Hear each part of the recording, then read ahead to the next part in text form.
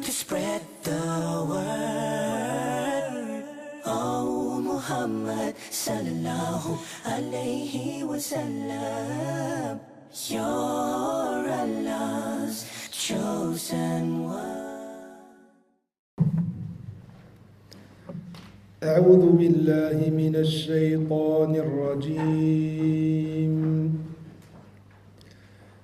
وإذ ابتلى إبراهيم ربه بكلمات فأتمهن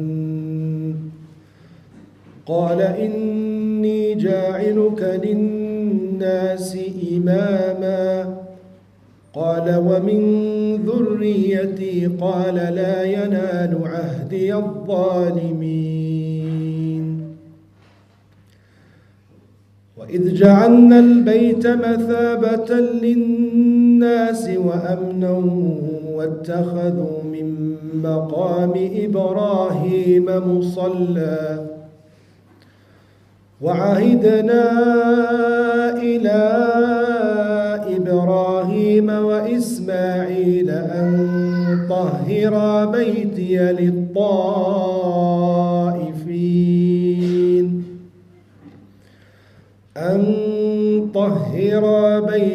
للطائفين والعاكفين والركع السجود. وإذ قال إبراهيم رب اجعل هذا البلد آمنا وارزق أهله من الثمرات من آمن منهم بالله واليوم الآخر قال ومن كفر فأمتعه قليلا ثم أضطره إلى عذاب النار وبئس المصير. وإذ يرفع إبراهيم القواعد من البيت وإسماعيل ربنا تقبل منا إنك أنت السميع العليم ربنا واجعلنا مسلمين لك ومن ذريتنا أمة مسلمة لك وأرنا مناسكنا وتب علينا إنك أنت التواب الرحيم. ربنا وابعث فيهم رسولا منهم يتلو عليهم آياتك ويعلمهم الكتاب والحكمة ويزكيهم إنك أنت العزيز الحكيم. ومن يرغب عن ملة إبراهيم إلا من سفه نفسه ولقد اصطفيناه في الدنيا وإنه في الآخرة لمن الصالحين. إذ قال له ربه أسلم قال أسلمت لرب العالمين. وأوصى بها إبراهيم بنيه ويعقوب يا بني إن الله اصطفى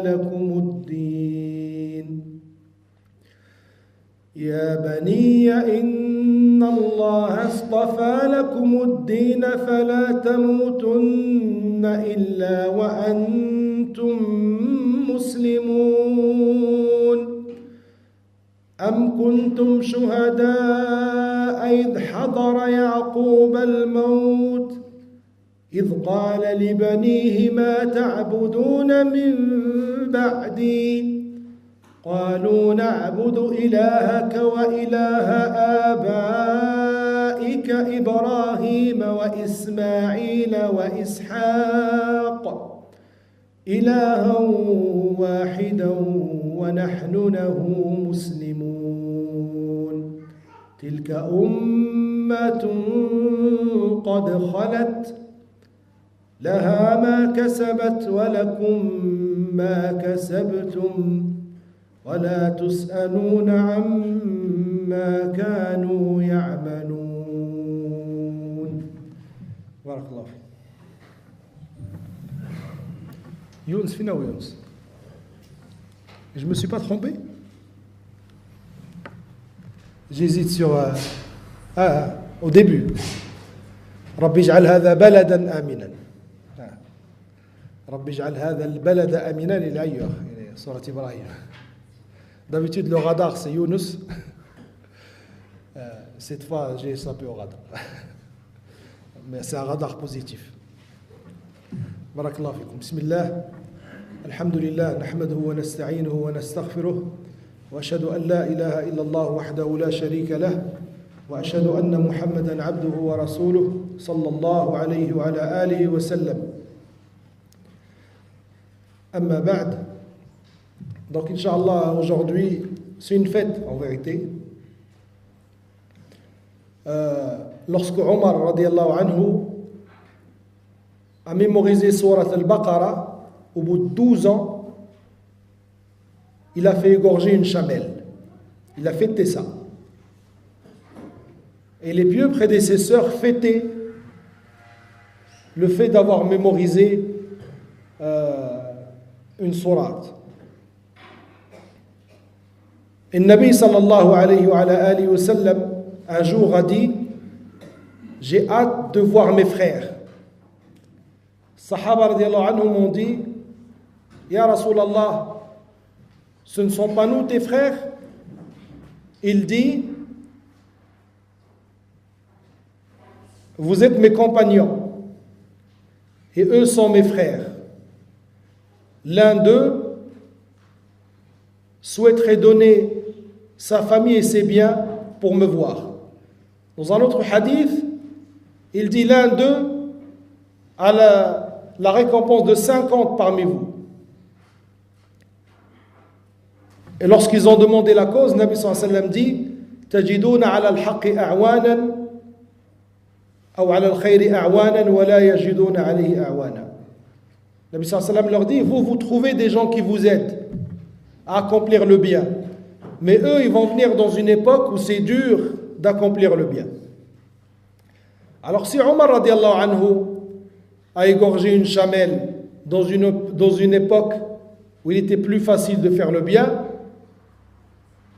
ne sommes-nous pas alors en droit de fêter qu'un de nos frères ou quelques-uns de nos frères aient mémorisé tout le livre d'Allah,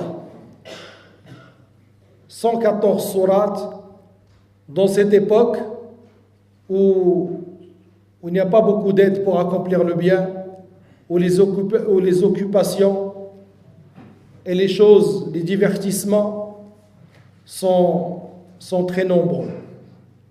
Donc nous sommes vraiment en droit de fêter cela. J'ai voulu parler du Coran, et seulement du Coran, et en particulier de la mémorisation du Coran, en deux parties. Une partie où je vais citer les mérites, et une deuxième partie, je vais dire à qui je suis en train de m'adresser. Qui est concerné par ce qu'on va voir, Inch'Allah, dans la première partie. Donc les mérites du Coran et de la mémorisation du Coran, Allah Azza wa Jal, sachez que plus une chose est importante, et plus elle est indispensable, et plus Allah Azza wa Jal il la rend accessible. L'air, tu ne peux pas vivre sans respirer, alors Allah Azza wa Jal te le rend accessible. Et ainsi de suite. Et plus une chose est importante, plus Allah Azza wa Jal montre ses mérites à chaque étape, tout le temps. Pour qu'à n'importe quel moment tu vois cette chose, ou tu penses à cette chose, tu vois immédiatement les mérites de cette chose-là. Rendez-vous compte que dans l'au-delà, le jour du jugement, celui qui mémorise le Coran, ou un peu du Coran, et ils vont différer selon combien ils apprennent, il aura 4 choses que les autres n'auront pas. 4 choses qu'aucune autre personne n'aura. La première des choses, c'est qu'il aura une balance de hasanat, un nombre, il va venir avec un nombre de hasanat très très grand et très important.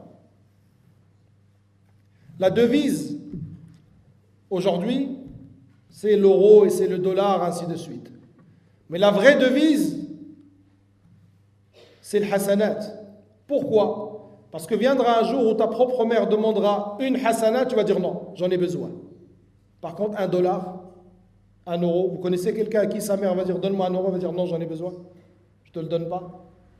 Donc la vraie devise, la forte, c'est celle-ci. Et donc celui qui mémorise le Coran vient ce jour-là avec un nombre, mais gigantesque, de cette devise-là, qui est le hasanat. Le Nabi sallallahu alayhi wa sallam dit, pour chaque lettre qu'un homme récitera du Coran, il aura une hasana, chaque lettre. Et chaque hasana lui sera multipliée par 10.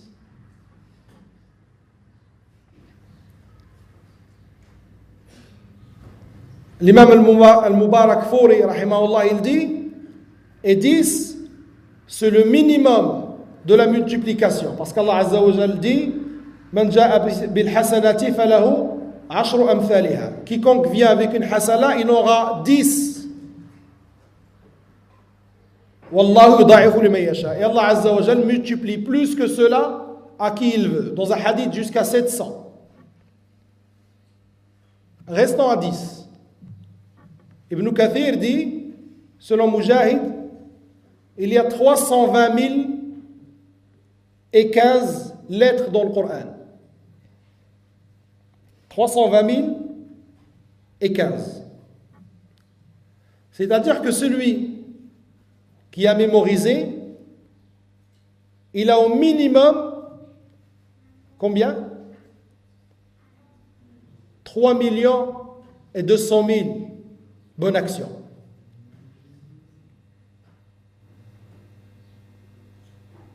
Et là, on n'a pas été réaliste, parce qu'on est parti sur la base qu'il le lit une fois et il mémorise.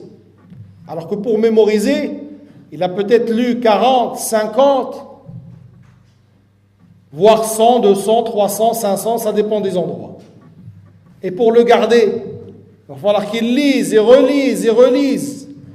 En réalité, le chiffre de 100, il est vraiment minime. La réalité, elle est plus proche de 1000.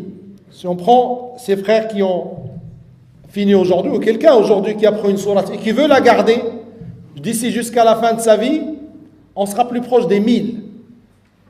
On va dire 100, on va être gentil. 100.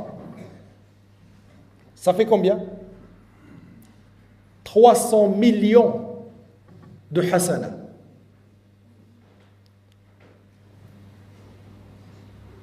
Bien sûr, on commet des péchés, mais quand même, avec 300 millions,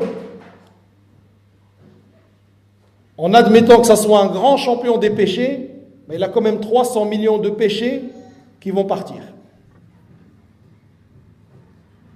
Et ça, personne d'autre ne peut l'avoir, mis à part celui qui a le Coran. 300 millions de quelque chose que tu vas dire à ta propre mère, non, je ne peux pas te la donner, une. Là, c'est 300 millions. Regardez la valeur d'une. Elle est tellement de valeur que ta propre mère, tu vas lui dire, non, je ne peux pas. Le père, non, je ne peux pas. L'enfant, non, je ne peux pas.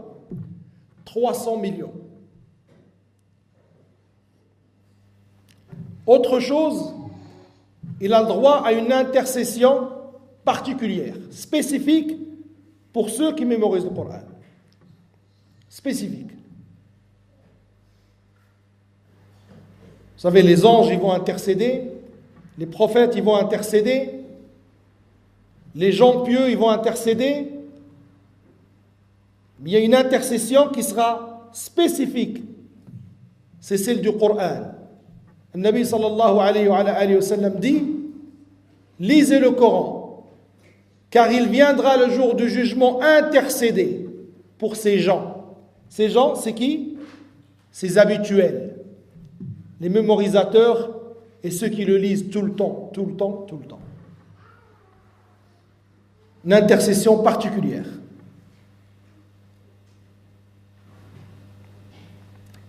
Aussi, il va augmenter en degrés. C'est-à-dire, il est déjà au paradis, mais en plus de ça, il va monter en degrés. Vous savez, le paradis, il est à des degrés. Dans un hadith, Nabi sallallahu alayhi wa sallam nous montre le dernier degré, c'est l'homme, le dernier qui va sortir de l'enfer et qui va rentrer au paradis. Et Allah Azza wa Jalla va dire, tu voudrais avoir ce qu'avait un roi sur terre? Il va dire oui. Il va dire alors tu as et 10 de même et 10 de même. Le dernier qui va rentrer au paradis. 100 fois la plus grande fortune actuelle.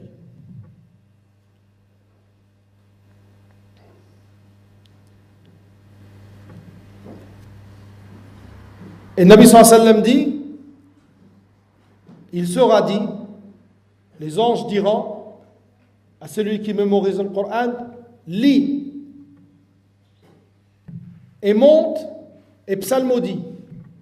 Dans une version, lis et psalmodie comme tu faisais sur terre. Comme tu psalmodiais sur terre.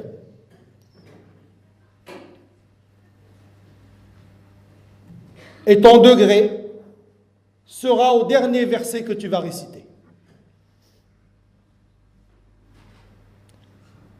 Ibn Hajar al-Haytami rahimahullah dit, cela est spécifique à ceux qui les mémorisent, car sinon cela n'aurait aucun sens de dire aux gens, tiens le mushaf et lis et ton degré s'arrêtera au dernier verset. Les gens dans ça ils sont presque égaux. Donc cela est spécifique à celui qui mémorise.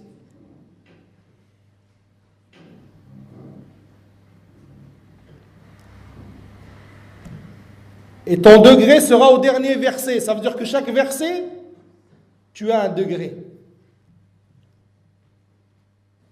Pour chaque verset, il a un degré de plus.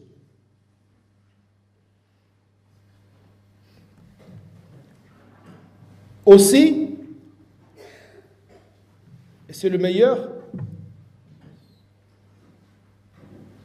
le Nabi sallallahu alayhi wa sallam a dit, Al-Mahiru bil-Qur'an, celui qui excelle, qui le lit, qui lit bien le Qur'an, ma'a as-safarati al-kiram al-barara, avec les anges nobles et purs.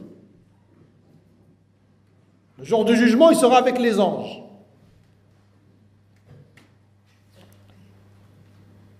Et celui qui le lit en balbutiant, c'est-à-dire qui a des difficultés pour le lire, il aura sa récompense 2 fois. Il est quand même récompensé. Celui qui le lit et sait le lire, il est avec les anges. Tout ça, le jour du jugement.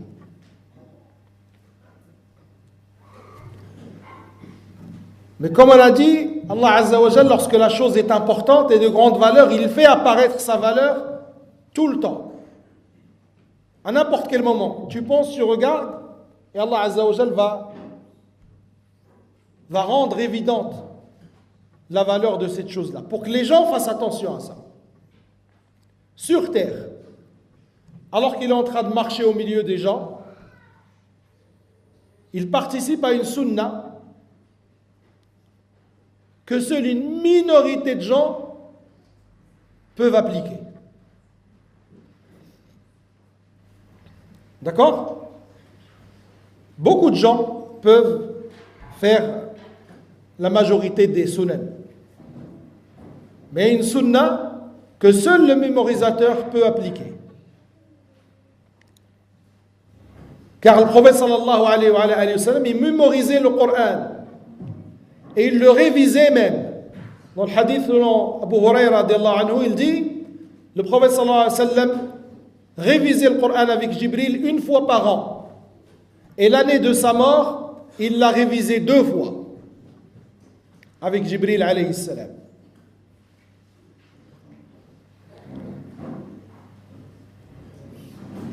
Aussi, Allah Azza wa Jal a mis celui qui mémorise le Coran dans l'élite. Uthman radiallahu anhu dit, le prophète sallallahu alayhi wa sallam a dit, khayrukum man ta'allama al-Qur'an wa 'allamah, le meilleur parmi vous. Le meilleur. Nous, quand on vient chercher qui est le meilleur, nos critères, ils seront quoi? Si je dis à quelqu'un, c'est qui le meilleur de ton quartier, ou même de ta famille, ça va être celui qui a réussi socialement, ou bien le plus riche, ou bien ça va être des critères physiques ou autres. Mais on ne va pas penser à ce critère-là, qui est celui qui détermine le meilleur. Le Nabi sallallahu alayhi wa sallam dit khayrukum, le meilleur parmi vous, est celui qui a appris le Coran puis l'a enseigné. Voici le meilleur.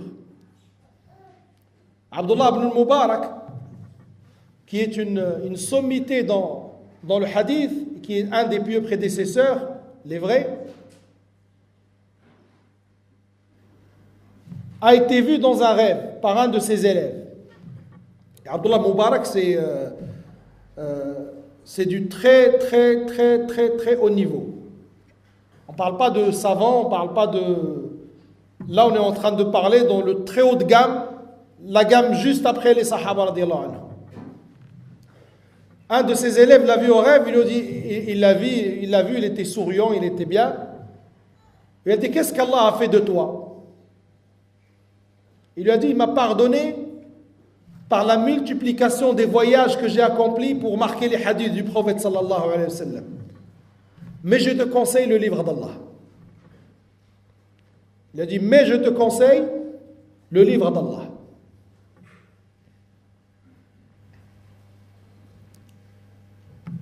Ce statut de meilleur que le Nabi sallallahu alayhi wa sallam leur a donné, qu'Allah Azza wa Jal leur a donné. Et puisque c'est le meilleur, le Nabi sallallahu alayhi wa sallam l'était, fait partie d'eux. Le Nabi sallallahu alayhi wa sallam, puisque c'est le meilleur, donc il devait faire partie de ces meilleurs-là.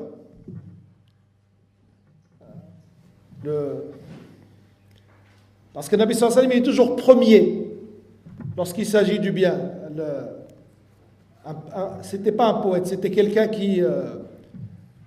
un homme qui faisait des vers, mais pas pour faire des poésies, c'était pour de la science, mais il la met en vers de poésie pour que ça soit plus facile à retenir. Et en parlant du prophète sallallahu alayhi wa sallam, il dit فَهُوَ الْمُجَلِّي وَالْوَرَا إِلَى وَرَا.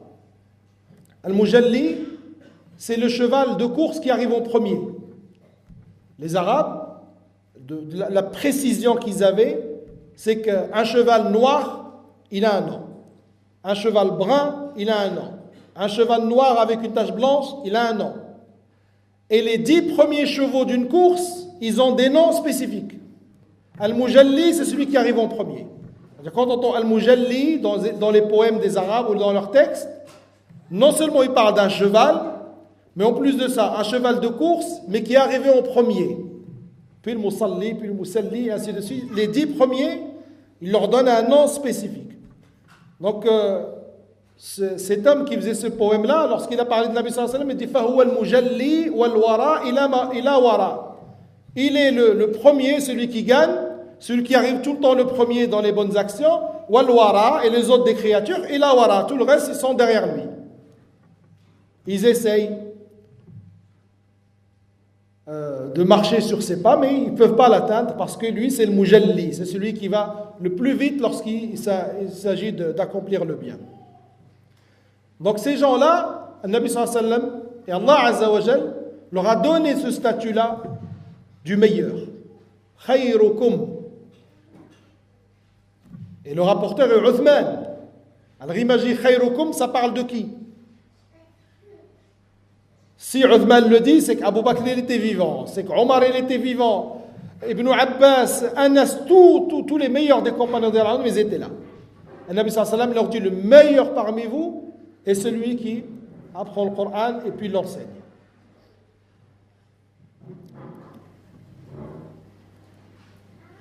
Troisièmement,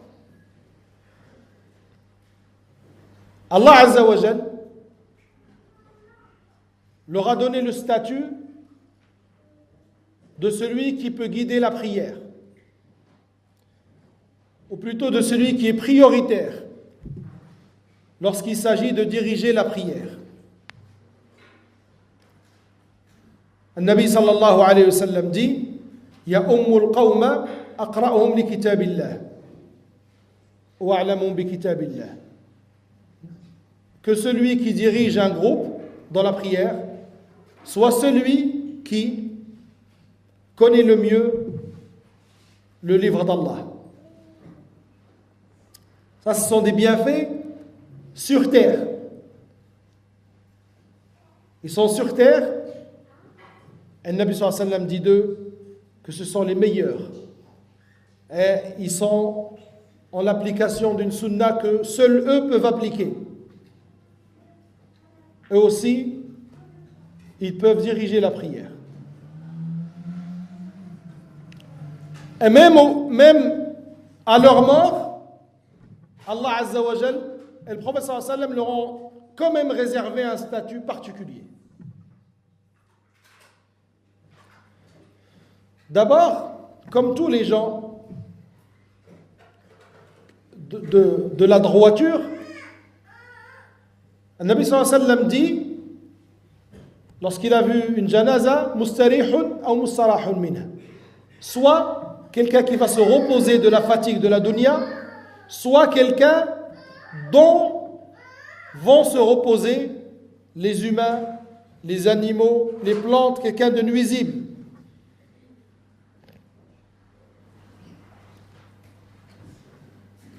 Et les animaux se plaignent lorsqu'il n'y a pas la pluie. Dans certains athars, il est dit qu'ils se plaignent du comportement de l'humain. Car on a été privé de pluie par la conséquence de ce que font les humains. Alors lorsque l'homme pieux, et parmi eux le porteur du livre d'Allah, il meurt, il y a la tristesse. Si demain on entend qu'un des imams de notre secteur est décédé, on va être triste. Hafidhahumullah. On va être triste. Sauf si c'est moi, il y a quelques-uns qui vont être contents. Distribution de bonbons gratuite. Donc le commun des musulmans, lorsqu'il entend qu'un imam ou quelqu'un qui a ce statut-là, il est décédé, il est triste. Et Allah Azza wa Jal, il donne aux savants et aux étudiants et aux mémorisateurs du Coran une sortie d'honneur, subhanallah, même dans leur janaza.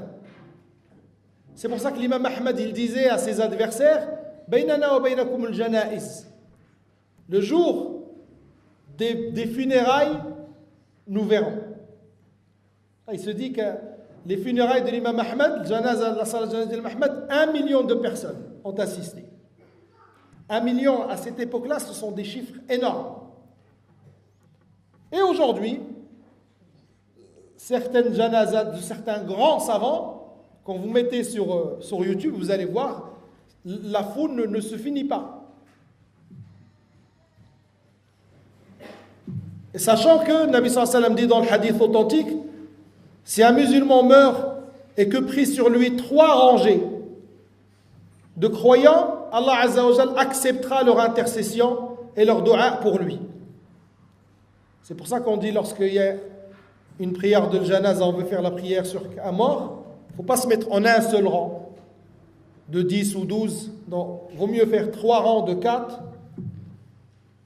faire en sorte d'être 3 rangs pour rentrer, Inch'Allah, dans ce hadith-là. Et dans tout ce grand nombre de personnes qui vont faire dua pour lui et qui vont demander à Allah Azza wa Jal pardon pour lui. Il aura aussi le privilège que ce sont des pieux ou des gens de valeur qui vont faire la prière sur lui. On a dans le hadith que le Nabi sallallahu alayhi wa sallam, lorsque quelqu'un mourait et qu'il avait des dettes et qu'il n'avait pas laissé de consigne pour que ça soit payé, le Nabi sallallahu alayhi wa sallam disait « Priez sur votre frère » et ne priez pas sur lui. Et dans beaucoup de questions, on trouve que les fuqaha disent que les imams, par exemple, ils ne devraient pas prier sur quelqu'un qui s'est suicidé, par exemple. C'est des divergences, mais juste pour vous dire que des fois, ils estiment que on ne prie pas sur n'importe qui. Qu'il y a certaines personnes qui ont accompli des choses, il faut qu'on marque le coup, il faut qu'on montre que nous acceptons, la communauté n'accepte pas ce que tu as fait. Par conséquent, les gens de valeur ne vont pas faire la prière sur lui. Ça va être quelqu'un d'autre qui le fera à sa place. Pas par méchanceté, mais pour éduquer la communauté. Et bien sûr, vice-versa, le fait que des gens importants fassent la prière sur une personne, c'est parmi les signes de réussite et le signe d'acceptation de cette personne-là parmi les gens pieux. C'est pour ça que souvent on va trouver que dans les biographies des savants, ou des sahaba, on dit il est mort et c'est telle personne qui a fait la salade sur lui. Il est décédé et c'est telle personne qui a fait la salade sur lui. Pour dire que c'est un bienfait d'Allah Azza wa Jal pour toi si un homme fait la prière. Donc celui qui mémorise le livre d'Allah, lorsqu'il meurt, on sait très bien que les gens qui vont venir pour prier sur lui seront bien sûr soit des gens de science ou bien des gens qui, comme lui, mémorisaient le livre d'Allah. Dans la bataille de Uhud, dans laquelle il y a eu un grand nombre de morts parmi les musulmans, les Sahaba radiallahu anhum, le Nabi sallallahu alayhi wa sallam demandait d'enterrer plusieurs personnes dans une même tombe. Parce qu'il y avait beaucoup de morts et on ne pouvait pas faire une tombe pour chaque personne. Pour les gens qui ont visité Uhud, là où il y a la grille, à cet endroit-là, sont enterrés les Sahaba radiallahu anhum. Et les Sahaba radiallahu anhum, lorsqu'ils ont creusé, ils ont commencé à mettre les corps dedans, ils se sont trouvés devant une problématique. Parce qu'on va mettre 3 personnes dans le lahd. Vous voyez, la tombe est creusée d'abord comme ça, de haut en bas, puis on fait comme un L. D'accord? Il y a un pied en bas. Et c'est là-dedans, normalement, qu'on enterre le mort. Ce n'est pas juste on fait un trou et on met dedans et on remet la terre. Non. On creuse comme ça en profondeur et puis on va sur le côté. Ça s'appelle lahd. Et une fois on rentre le corps dedans, ils mettent des pierres et de l'argile et de la terre et après ils referment le premier trou qu'ils avaient creusé en profondeur.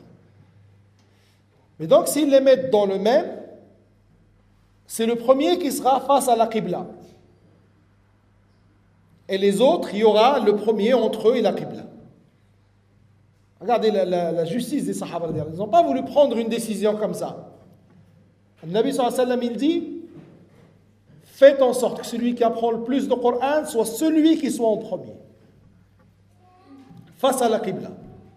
Même entre les Sahaba radiallahu anhum, même entre les meilleurs des gens, ce qui a fait la sélection, c'est encore une fois de plus Al-Qur'an.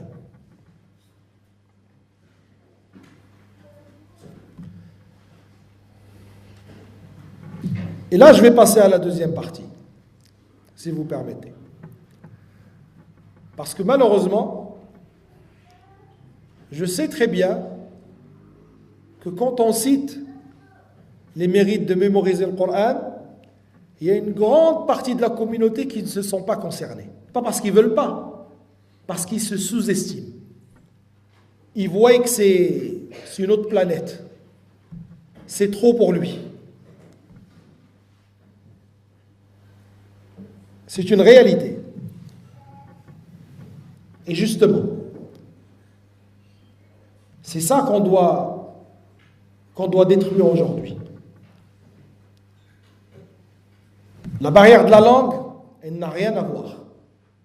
Vous allez en Inde, en Afrique du Sud, au Tchad, partout. Vous allez voir des gens qui connaissent le Coran comme ils connaissent leur prénom. Et pourtant, ce ne sont pas des arabophones. Il y a des régions du Tchad, si tu ne mémorises pas le Coran, ils ne te marient même pas. Ça veut dire que les jeunes, ils courent après pour apprendre le Coran.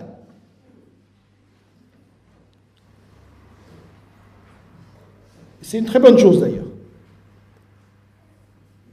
Et donc, la langue, ce n'est pas une barrière. Ce qu'il faut d'abord, c'est une envie. Une forte envie, une envie réelle. Pas juste une idée comme ça qui traverse. Est-ce que vraiment, tu veux venir le jour du jugement avec 300 millions de hasanat qui attendent? Est-ce que tu veux venir vraiment le jour du jugement et que les anges te disent allez, monte, récite, monte? Est-ce que ça te donne envie ou sans plus?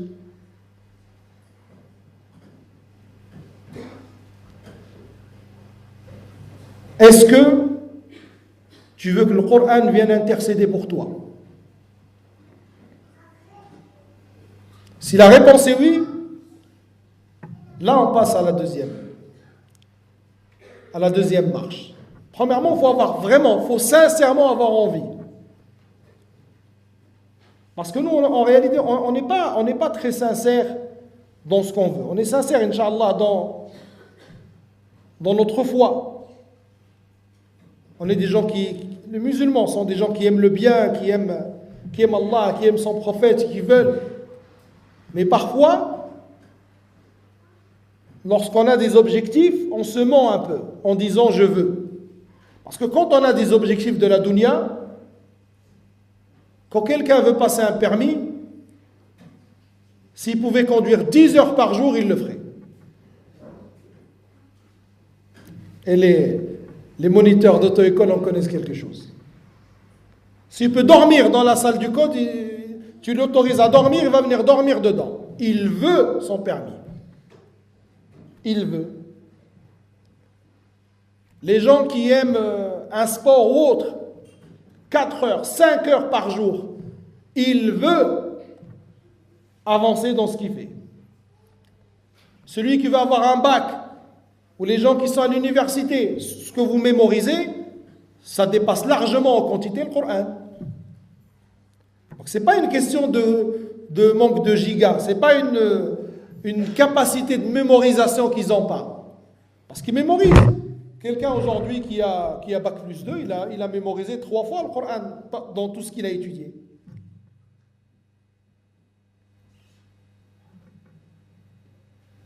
Donc vraiment, il faut une envie véridique. Deuxièmement, il faut la sincérité. Parce que quiconque apprend quelque chose de cette religion pour se concurrencer, dans le mauvais sens, avec autrui, alors là, c'est un châtiment qui l'attend. la sincérité, vraiment, que ce qui nous pousse à faire, ce soit les mérites que l'on connaît de cette chose-là.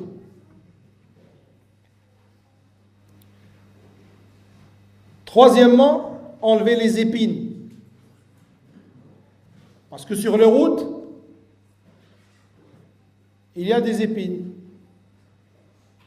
il y a des barrières, il y a des obstacles. Et la route du Coran, c'est la plus dangereuse de toutes. C'est celle où il y a le plus de brigands, d'épines, de barrières, et tous les frères qui ont commencé vous le diront. Ouvre ton mushaf, commence à lire, le téléphone il va sonner. On dirait que le shaitan il organise une réunion spécifique pour que lui, il ne révise pas aujourd'hui. Essayez. Une guerre totale. Les gens qui ne t'ont pas rappelé depuis 6 mois vont se rappeler que tu existes. Et on va commencer à te proposer des choses.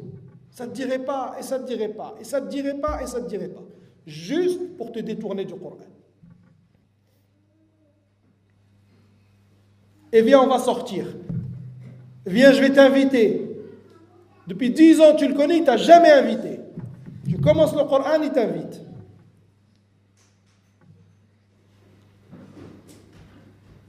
Vraiment, vous allez le voir, ra'i al-ayn. Et l'homme intelligent et la femme intelligente se disent, ah, puisque Shaitan m'organise tout cela pour pas que j'apprenne, donc je dois apprendre. Connaissez bien ces difficultés parce qu'elles existent. Et tous ceux qui ont essayé vous le diront. Vraiment. On va vous proposer un travail, mais un peu loin de chez toi, de sorte à ce que tu n'aies pas le temps de réviser. Des commerces, tout. On va vous ramener la terre, la dunya, à tes pieds, pourvu que tu délaisses le Coran. Mais dès que tu vas le délaisser, ta punition sera que tu as ni Coran ni dunya.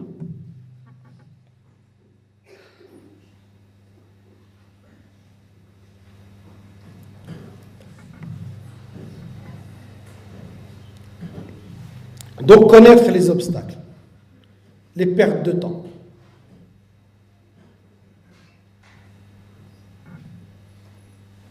Les gens qui s'occupent de faire mémoriser le Coran, ils le comparent, ils disent, à un invité qui s'aime beaucoup. C'est un invité, il s'aime beaucoup. Et quand il rentre chez toi, il met ses claquettes ici. Si jamais tu te détournes de lui, tu parles à un autre, il le prend mal et il s'en va.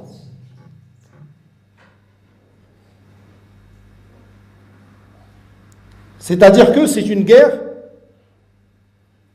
ila al-maqbara. C'est une guerre que tu vas commencer maintenant et tu vas finir juste avant de rentrer dans la tombe. Il n'y a que là qu'elle sera finie. Mais si tu as tenu, tu auras gagné.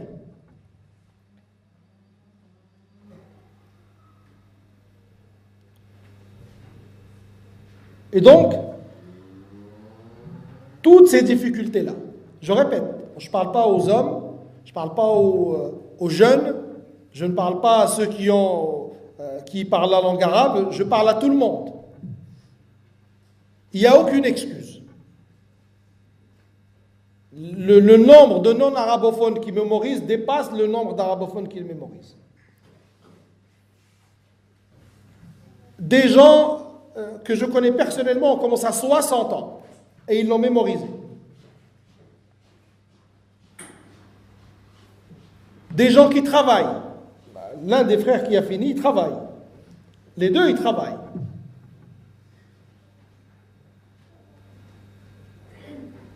Toi aussi, tu travailles.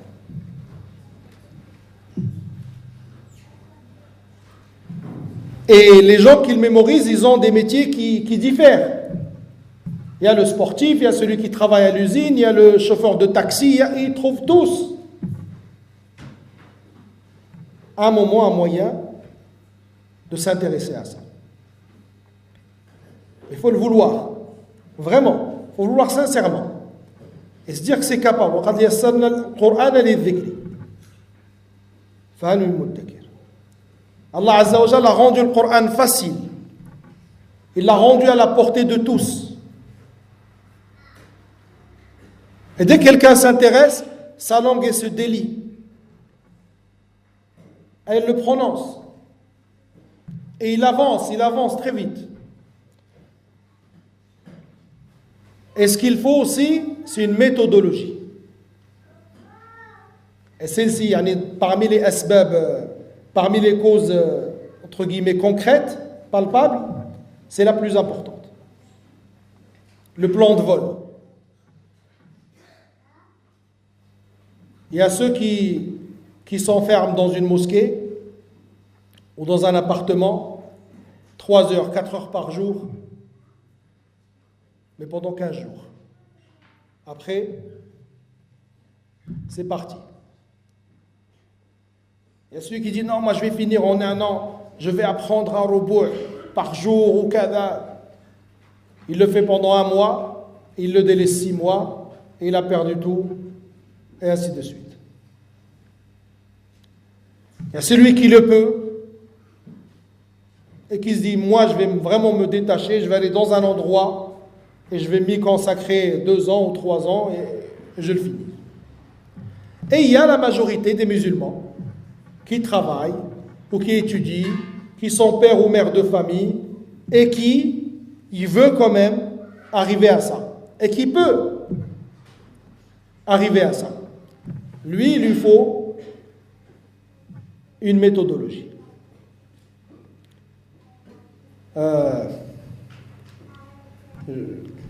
Au risque de gêner Cheikh Ibrahim, parce que je sais que c'est pas quelqu'un qui aime parler en public, mais Allah khair, wallahi, sincèrement, qu'Allah Azza wa Jalla le récompense ses parents et ceux qui lui ont appris, parce que sa venue, en tout cas le début de ce programme-là, il a apporté beaucoup de bien à beaucoup de frères avec cette histoire de méthodologie, une méthode qui est essayée, qui est testée, qui a déjà fait ses fruits. Et Allah Azza wa Jalla a voulu, pour beaucoup de gens ici dans ce secteur-là, un bien. Et il est venu jusqu'à eux. Tous ceux qui se sont cramponnés, ils sont doucement en train d'arriver. On en a 2 qui finissent aujourd'hui, d'autres avant. Et des gens, Inch'Allah, des frères à venir. Et moi, j'ai pu le voir parce que, à mon arrivée ici, j'ai connu des frères qui avaient vraiment du mal à réciter la Fatiha. Comme tous ceux qui aujourd'hui sont en train de dire non, quand même, moi lire un jour comme Shuraim, oui, mieux que lui. Et alors? D'accord? Le bienfait d'Allah, il n'a pas de limite. Celui qui a donné la voix à Soudais et Shuraim et Mahir et autres, il te la donne à toi. Ou s'il ne te la donne pas, il te donnera peut-être une compréhension qui est meilleure. Ou une manière de percevoir qui est meilleure. Il suffit de vouloir et demander sincèrement et d'avoir juste cette méthodologie. Je vous disais que certains frères, très franchement, la Fatiha, ils avaient du mal à la réciter. Aujourd'hui, c'est des frères, ils ont peut-être 20 ou 30, la moitié du Coran ou un petit peu moins. Et quand ils récitent, j'ai du mal à me dire que c'est la même personne que j'entendais il y a 2 ans ou 3 ans.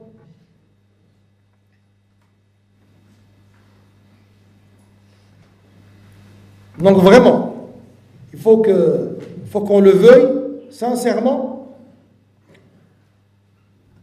On note, chacun de nous, il sait qu'est-ce qui te fait perdre le plus de temps et qui te fait perdre le plus de temps. Quel sujet te fait perdre le plus de temps? Quelle activité te fait perdre le plus de temps? Quelle personne te fait perdre le plus de temps? Tout cela, il faut être prêt à les mettre de côté. Et quand c'est indispensable, à l'amoindrir. Et à raison de même pas 2 heures par jour. Les gens peuvent y arriver. Celui qui apprend un verset du Coran, un verset par jour, en un an, il a appris le Baqara et Al-Imran. Il ouvre le Mus'haf, un verset, un seul. Alif Lam Mim. Celui-là, il est un peu trop court.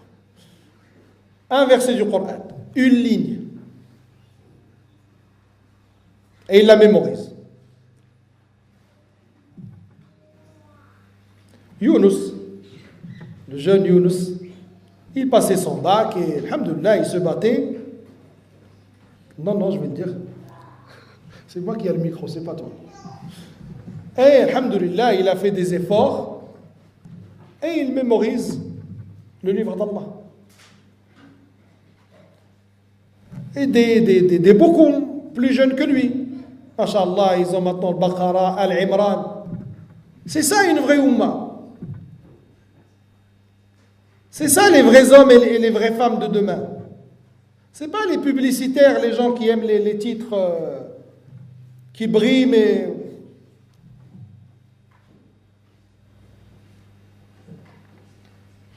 Vraiment, ce que je voulais aujourd'hui, c'était ça. C'est que tout le monde se dise ça. Même celui qui se dit, aujourd'hui, il ne sait pas écrire, rien, il ne sait rien faire en arabe. Mais qui se dise, c'est possible. J'ai 60 ans, je ne sais pas parler l'arabe, je peux, oui. Wallahi que tu peux. Oui, mais je ne mets pas toujours le voile. Tu peux. Je fume de temps en temps. Tu peux. Je regroupe mes prières la nuit. Tu peux.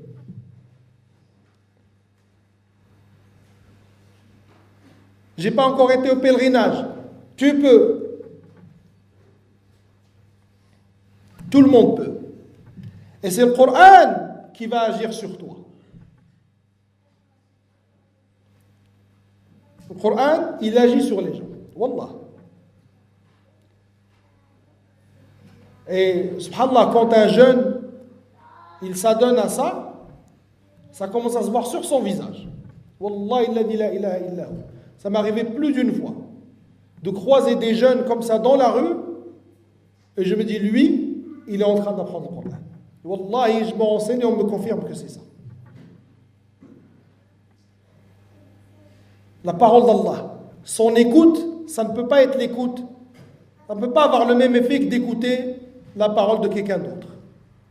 Le fait de la voir, de la suivre comme ça avec les yeux, ça ne peut pas avoir le même effet. Bien sûr, on n'est pas en train de parler d'apprendre, retenir.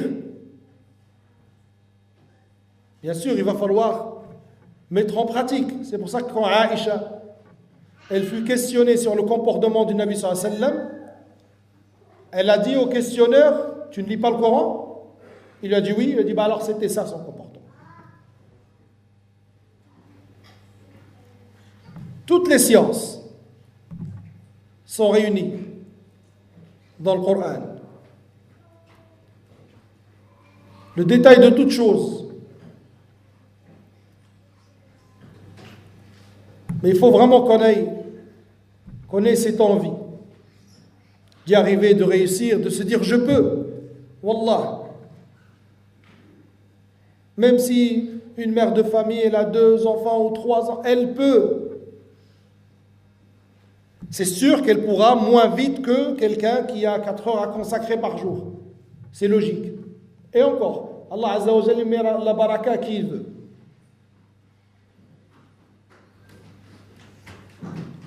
Et petit à petit, plus parce que la mémoire, c'est comme un muscle, elle fonctionne. Plus tu mémorises, et plus tu mémorises facilement. Et plus tu révises, et plus tu retiens facilement. Et surtout, à la fin, avoir peur. Regardez ce sujet du Coran, comment Allah Azza wa Jalla nous a montré les mérites, les risques, les empêchements. Il nous a dit attention à la fin. Le Nabi sallallahu alayhi wa sallam, il dit ta'ahadu al-Qur'an. Lisez-le souvent. car par Allah, il est plus fuyant que les chameaux de l'endroit où on les attache. Tu l'oublies, il t'oublie 10 fois. Et c'est une des spécificités du Coran.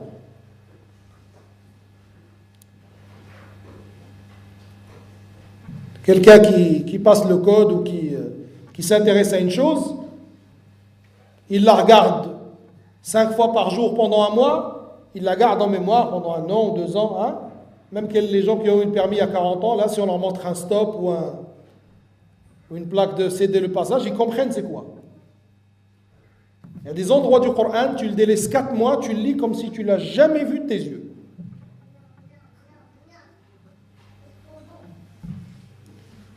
C'est pas ta capacité, mais c'est parce que le Coran. Dans l'histoire de ce qui s'était passé en Andalousie, un parmi ceux qui apprenaient le Coran aux gens, il s'est laissé tenter par la dunya. Il s'est laissé tenter par la dunya. Et il s'est marié à une chrétienne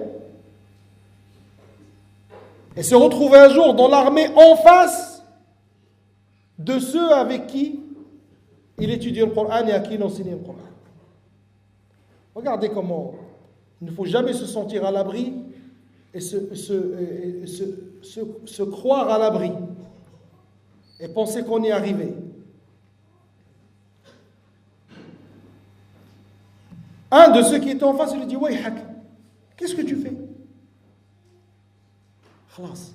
Il n'y avait plus de... La foi lui a été reprise. Un d'eux, par curiosité, lui dit « Tu te rappelles encore de quelque chose du Coran ?» Il lui a dit « Par Allah, j'ai tout oublié, sauf un seul verset. Lequel ? Rubama yawaddu alladhina kafaru law kanu muslimin. Peut-être ceux qui ont mécru souhaiteront être des musulmans.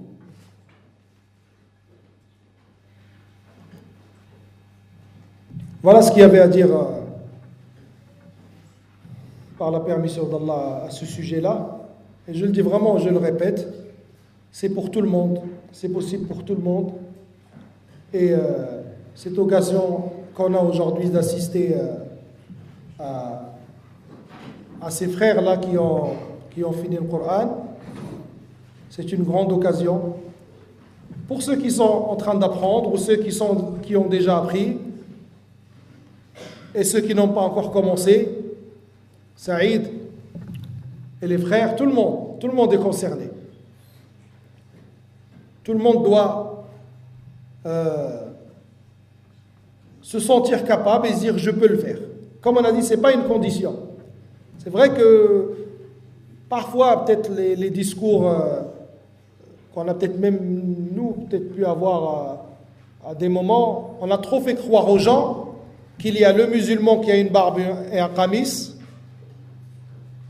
qui lui représente le din, et puis il y a les autres qui, eux, ils sont juste là pour lui dire salam alaikum. Non. Les sommités des récitations aujourd'hui, ce n'est pas des gens qui ont le look, entre guillemets. Non. C'est des bonnes choses, c'est bien. Si tu peux, bien sûr. Mais si tu ne peux pas, ne lâche pas tout. Ce n'est pas parce que tu ne peux pas tout faire que tu ne fais rien. D'accord ? Il ne faut pas se dire, non, je travaille encore à tel endroit ou qu'un... Non. Lance-toi et Allah Azza wa Jal, par cette initiative-là, il va t'ouvrir des portes. Le Nabi sallallahu alayhi wa sallam dit, quiconque prend un chemin avec lequel il veut acquérir une science, Allah lui facilitera un chemin pour le paradis. Alors imaginez quand cette science-là, c'est la meilleure de toutes, qui est la science du livre d'Allah et de la parole d'Allah. أقول قولي هذا واستغفر الله لي ولكم فاستغفروه إنه هو الغفور الرحيم سبحانك اللهم وبحمدك أشهد أن لا إله إلا أنت أستغفرك وأتوب إليك جزاكم الله خير. Oh Muhammad sallallahu alayhi wa sallam. Ya